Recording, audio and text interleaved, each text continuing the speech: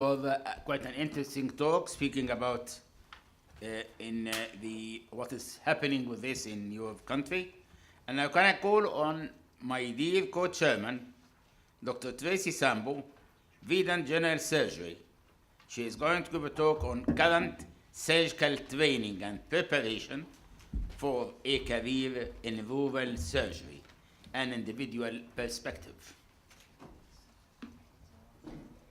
All right, hello everybody. This is actually my 4th year in a row being here, but it is my 1st year as an attending and as being board certified, so very exciting. I'm here as a grown-up. I know Dr. Perlmutter, where are you at, Dr. Perlmutter?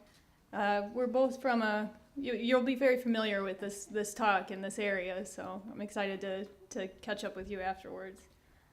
Rural surgery is something that I've always been very passionate about, just like the other doctors who have their global connections. You always want to go back to your roots and what's important to you, and my roots are rooted in the rural population and where I'm from in Missouri, and I knew early on in my training that rural surgery really called to me because here in our own country there are people who need access to care, and so that's why I chose the path I did. And when I got into this, really I kind of got dropped on my head.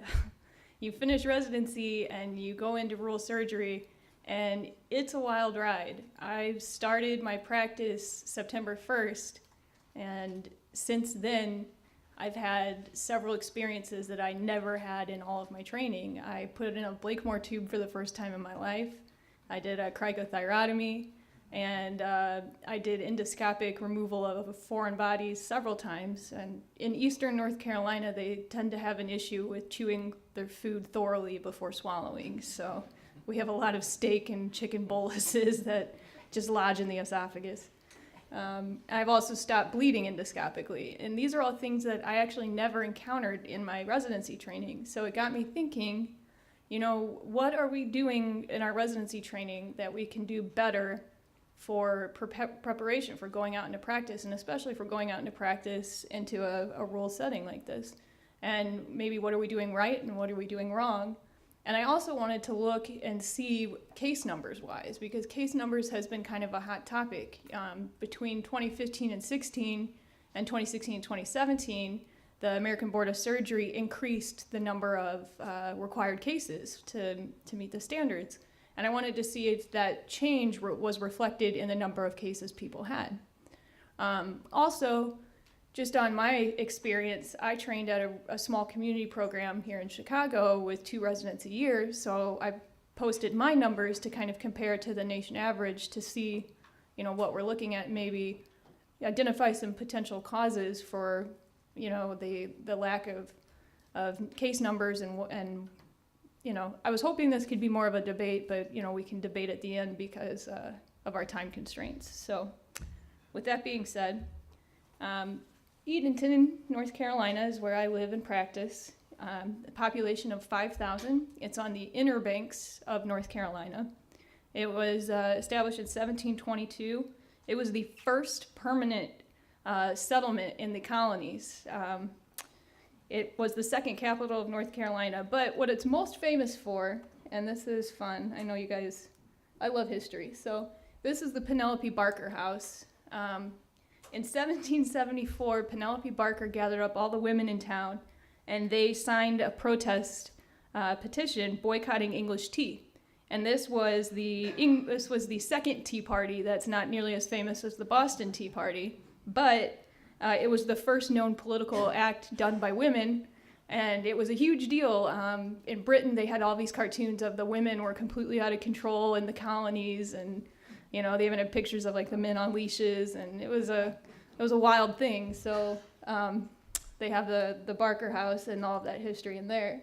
And then this is the Roanoke River Lighthouse, which was in commission from 1887 to 1941.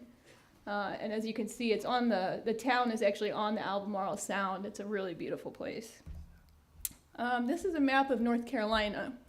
North Carolina is an interesting place.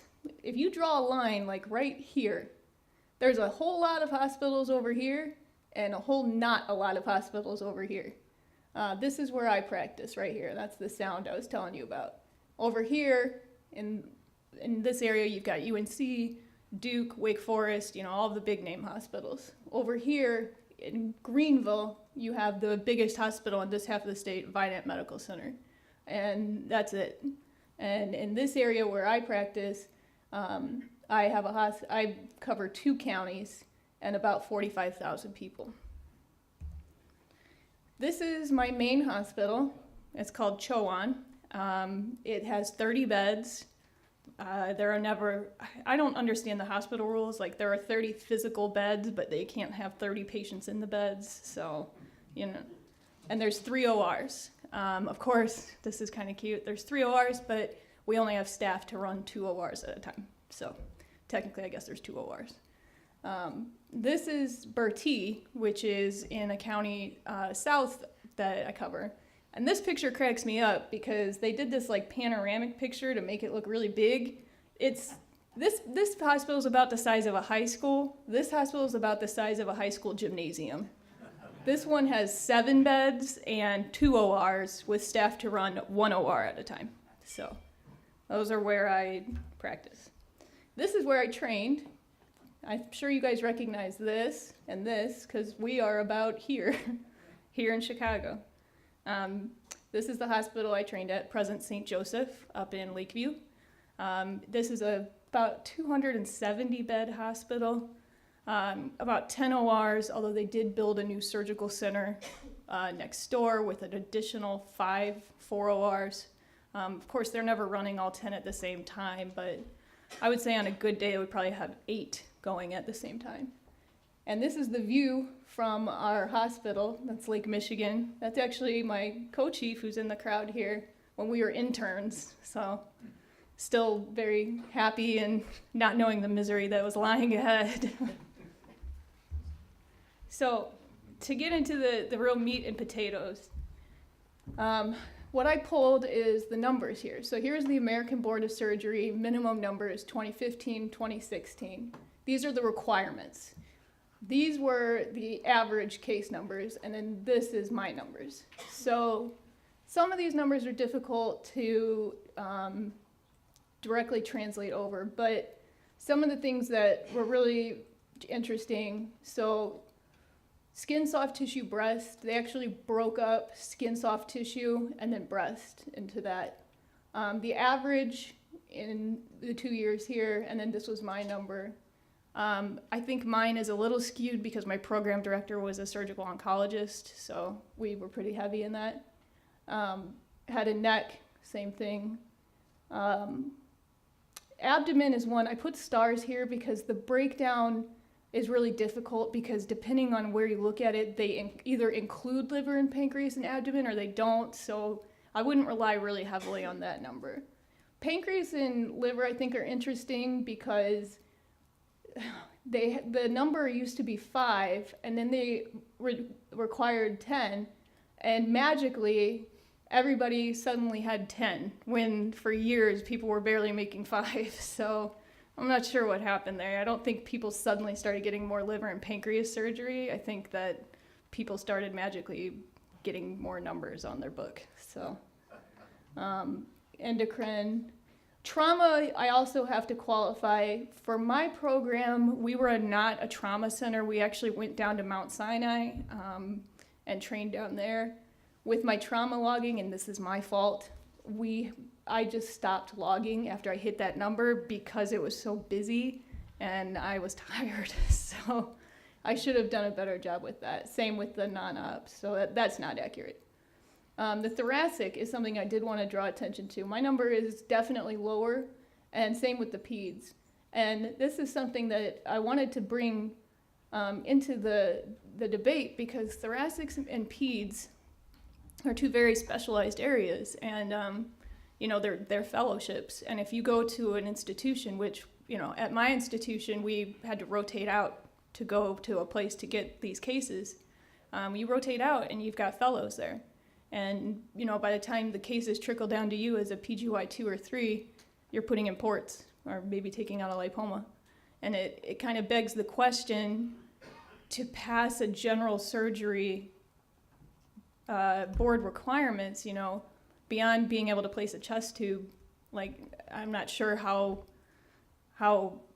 necessary getting this many thoracic cases is. Peds is a little different. I do understand the need to have some exposure with kids, but again, the more complicated pediatric cases, you're not going to be doing them. They're going to be done by people who finish that fellowship. So, and I know some of the things I'm saying, you know, might rub you the wrong way, and that's, you know, I'm happy to hear the people who don't agree with me, but that's just what I was thinking. And then, you know, the other numbers, a lot of laparoscopy. So what ended up coming out to is, when I entered my chief year, I had 1,100, and then I got an additional 310 when I was a chief. So this slide is really busy, but this shows, I wish these numbers had come out better, but the 90th percentile for these categories. And essentially, being in a small community program, check my time. Being in a small community program like I was, I hit between the 70th and 90th percentile for the country average in all of these. So actually we have 5 minutes, so I think we can open up and let people talk if that's okay, Nick. So what I wanted to say is, you know, what are we doing well? Well, one of the things that we are really doing well is laparoscopy and general abdomen. I think we get plenty of exposure with that, as well as breast. What can we improve? From my perspective, our endoscopy needs to be better. When I came into practice, there's no GI in my town. So we do everything. We do the therapeutic scopes, we do the diagnostic scopes, and the scopes requirement is pretty lenient. And for most of us, when we did scopes, it was, you know, you do your screening, we participated in the screening, but if there was ever anything that needed to be done, like bleeding or anything, we just watched. And I think we need to know how to do that. And my real question that I wanted to pose is the fellowship killing the general surgery resident experience? Surgery's an interesting thing, and obviously I'm young and I haven't been doing this a long time, but, you know, I see surgery has become, you know, a very highly specialized, you know, thing, and that comes with its pros and cons. You have somebody who's an expert in this field, but at the same time, it kind of takes away from the true fashion of the true notion of the general surgeon. And, you know, when you have all these people vying for these cases ahead of you, it makes it really hard to get the experience that you need. And like when we rotated at Northwestern, it's a huge place. And I was friends with a lot of the residents there. And what I would see is, you know, they would come out of their research years as 3s, and they would be like double and triple scrubbed. And, you know, it's hard to imagine being able to become proficient in surgery. And so then I saw like a lot of them go into a fellowship, and it kind of perpetuates the fellowship cycle. So then one of my thoughts was, and it's almost counterintuitive to what I'm saying now, is there a role for a rule surgery fellowship? So I open the floor to anybody who has a comment or question. Or, yeah. I have a question for you, Mike Jacobs. That was really good. But let me ask you this: you were trained in the era of work hour restrictions. Oh, I'm so glad you brought that up. Yeah. So, do you feel that that helped you, harmed you, and looking at it from somebody that's been in staff now for 20 years and not having gone through that? I mean, I'm not willing to work from 9 to 5. Sure. No. Quite the opposite. Absolutely. I'm so glad you brought that up. So, yes, I was in the generation with the work hour restrictions. However, what we did at my program, and my program director is not in the audience, so he can't shoot me. We didn't follow him. I never left because I was like, oh, my time's up. We found ways to finesse the documentation so that we didn't ruin, like it was like an 80 hours averaged over a week, over 4 months. So we found ways of getting around documenting without, you know, leaving right at 5 o'clock. Like if I had a sick patient, I didn't leave. So I didn't follow that. My program, the people I knew didn't follow that. but we found ways. Basically, the work hours was just a paperwork issue that just, the only thing that it did to us was make life more difficult because it was more bureaucracy that we had to fill out, but it didn't affect our patient care, at least in my experience. Yeah. From Providence. So, I mean, we had this work hour debate last year. I see Dr. Narayan in the back was debating me while I was proposing the work hour restrictions. But currently, the model is to try to be more flexible. Mhm. But I was wondering, when you were training, did you know you were going to rural surgery? If so, I would put it back on you, saying maybe knowing maybe you didn't know what was necessary outside, maybe then you would have focused more on doing more endoscopy and less on other things. But then the person who's going to do fellowship may have dropped, and that's how the training model is going to go forward, the 3 and 3 and 3 and 5. Yeah, I mean, I think what the gist of what I'm getting out of you is almost more of like a personalized residency to get out of it what you need. And I think that that's a smart thing because it's not one package fits all. If there's like a tract, you know, we're kind of tracting things is what I'm seeing, like cardiothoracic, vascular, they've already created tracts for that. And I think it's efficient, it saves time. And if you know you're gonna go the general surgery practicing route, to create a tract for that I think is good. The only issue is for the American Board of Surgery, they have these rigid numbers that they keep increasing, and like they want you to hit 30 thoracic cases. And you know, if you're going into rural general surgery, it just seems it's something to maybe toss back that, you know, is that necessary? Yeah. Well, I'm Rifat, I think I'm new here, but I've been a member for a couple of years. I just made it today. I'm chair at Westchester Medical Center, quality director there.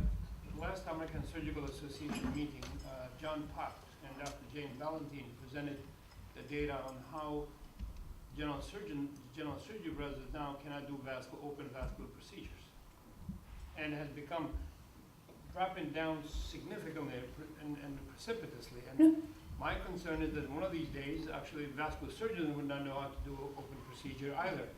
They're going to forget about it, but hopefully they will be so good endovascular. So rural surgery is not the only one who's suffering. Yeah. Oh yeah. No. And I didn't mean to paint that. There are a couple of options. Maybe a transition to practice. You can join a group that you can actually get to operate all day long. And I finished my training at Yale, and if a urologist was doing a prostate and I'm not doing anything, I was scrubbing with it. So you're right on the money, and I don't know what the answer is. Yeah, no, I don't either, and that's exactly why I just wanted to get this conversation started, and I agree with you for sure. I think we're at about 18 minutes. Yes, a very small point. Can you put what are the exclusion criteria to deal with in oral surgeon have to fail to be at the hospital? Can I put what the exclusion criteria are for what? The exclusion criteria to deal with in oral surgeon have to fail to bigger hospitals? In order, the things that I need to refer to a bigger hospital? Well, for me, it's funny you bring that up. I don't have interventional radiology. I don't have a cardiologist. So if they go into anything beyond AFib that I'm managing, I kind of have to send them out. I don't have dialysis. And then the other thing is my massive blood transfusion protocol is I go over to the blood bank, take all 4 units of blood that we have in my hospital, put them in a box, and take it over to my patient's room. I actually ran into that Tuesday night. I had a massive liver bleed. So I went over, got my 4 units, plus we have 1 FFP. The platelets are 3 hours away. So I transfused all of that, and then when I realized I was going to need more products, I had to chopper them out. Thank you very much. Yeah. Thank you very much, guys. Can I call on Dr. Domingo Alviar, Chairman?